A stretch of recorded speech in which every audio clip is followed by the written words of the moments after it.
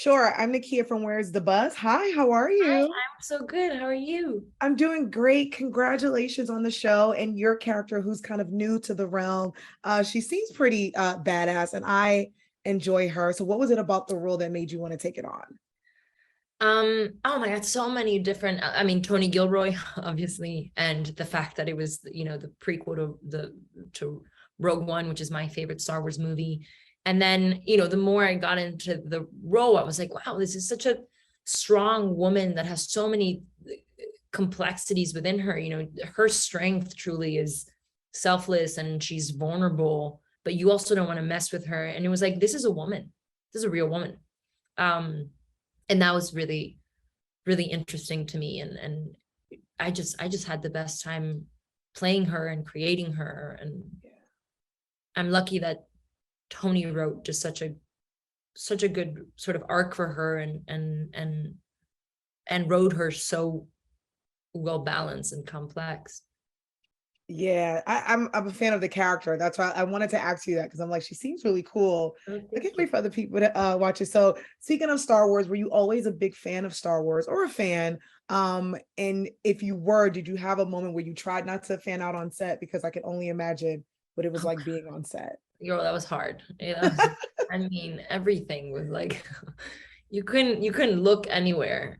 Especially the first week. I was a fan, and I've been wanting to be a part of this universe for a while now. I was like, I want to see me in Star Wars. I want to see someone like me in Star Wars, right? Um, and that sort of became my little mission. And I actually love the universe.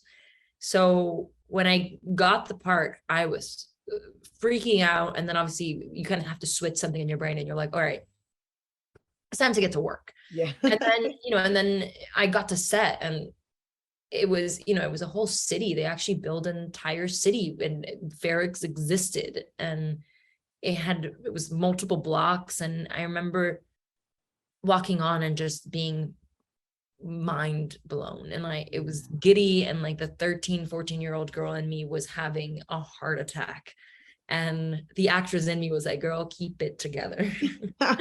we need to work.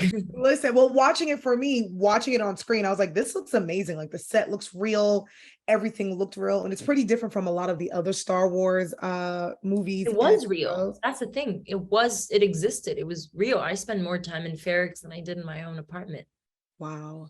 It looks so cool. So speaking of, because this is something different from a lot of the other Star Wars films. It's a show on Disney Plus. It's 12 episodes and there's so many different story arcs. And it's a story that I really enjoy that a lot about this show. Do you think that non-fans can tap into this and enjoy it, or do they have to watch Star Wars to get into this one? No, I don't think that they have to. I think Star Wars fans are gonna really enjoy it. At least I really hope that they do. I think, it's character driven, story driven, and it's a hell of a ride. But I think if you don't know anything about Star Wars, you can jump in at episode one, and you know you're completely fine. I think this show stands alone.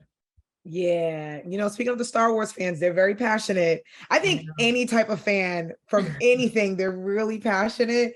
So, what do you hope the audience and the fans can take away from this one since it's so different from the others? I don't, I just really hope they enjoy it, and I think they'll empathize with every single character, because you do get like a sneak peek into everyone's personal life. Not only, Kyle's character who works for the Empire, you get to see him go home, and then you're like, oh, this is why you're the way that you are. And I think what they'll enjoy is that there is no good or bad. Everyone is living in this weird, murky gray that's in the middle.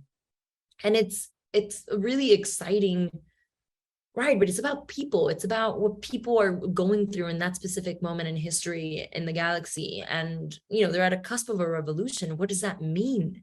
And, what character is going to take a stand, which one's going to take back, which one's going to betray, which one's going to be a part of it, which is going to be a leader.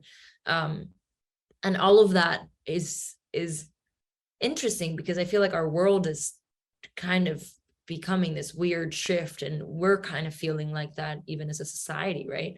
But Yeah. like, where do I stand in this? I want to be a part of it. I want to make difference and be part of the movement. And I think that's what everyone in this show is kind of going through.